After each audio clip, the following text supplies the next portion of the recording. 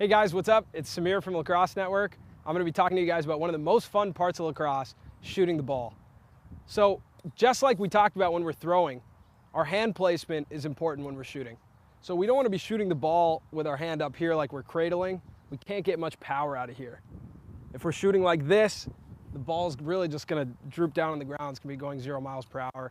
We're not going to get it in the back of the net. So when we're shooting, to get the most leverage out of the stick, we want our hands low. And we don't want them too low because if they're down here, we have no control. All right, so think about when you're passing, the same thing we told you guys about where to keep the top hand to make sure that the butt end is in the middle of your elbow. All right? So now you can drop it just a little bit lower. That's what I like to do. All right, but it's a lot about your preference. If you like to shoot with your hand a little bit higher, that's fine. I like to shoot with it a little bit lower.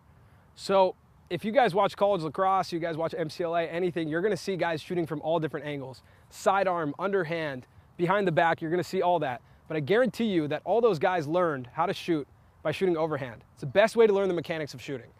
All right, so the way that I learned how to shoot and the way that I like to teach shooting is with a 4-letter acronym, BEEF. What does BEEF stand for? All right, we'll start with B, balance. You want to make sure you're balanced. If you're shooting off balance, you can't get any power. If you're shooting off your back foot, okay, like this on one foot, you're not going to get any sort of power. So make sure you're totally balanced. That's how you generate the most power. Now, the next thing, E, eyes. Take a look at the goal when you're shooting. Okay, a lot of times I see players looking down, looking somewhere else when they're shooting.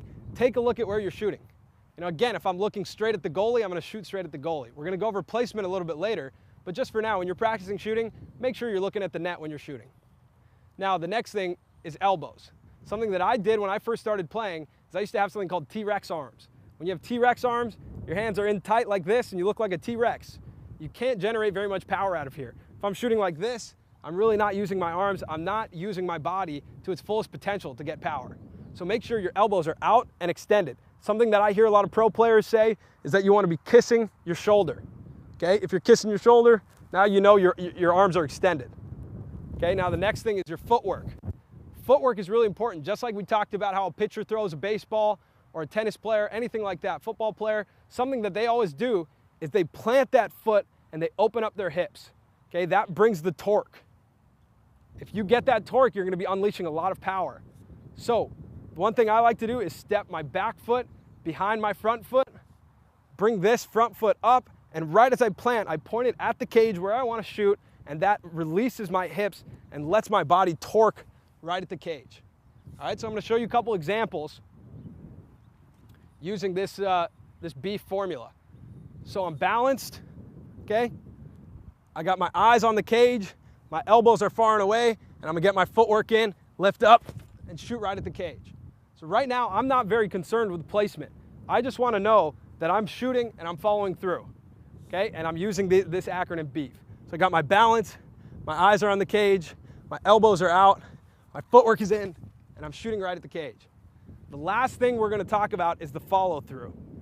When you follow through, the important thing is to act as if you're going to elbow someone behind you with your bottom elbow. Okay, so what that looks like from this angle is that you're going to come through, and it's going to look like you're elbowing someone behind you. I'm going to show you guys from this angle as well. So you're shooting, you come through, and it looks like I'm elbowing the guy behind me right up here in the chin. Imagine that when you're shooting. That's going to give you the best follow through. So we're going to finish out with these 3 balls with everything put together. So I'm balanced, my eyes are on the cage, I got my elbows out, got my footwork dialed, and I'm following through. Okay, one more with a better follow through.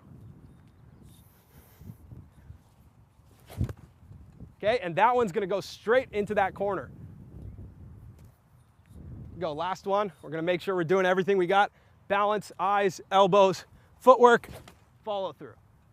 So now we're gonna take a look at some game tape from the LXM Pro Tour. We're going to see Sean Lindsay release a textbook overhand shot. See, Sean catches the ball up in the air. He's a little off balance, but right here we can see that he gets himself balanced and his eyes are on the cage. His eyes don't leave the cage the whole time. Here you can see his elbows are far and away from his body so he can get as much power as possible. And right there you see him step in with great footwork and a nice follow through and gets it straight into the corner. The best way to become a great shooter is to watch game tape of guys like Sean Lindsay, and then to get out to the field and practice these mechanics yourself.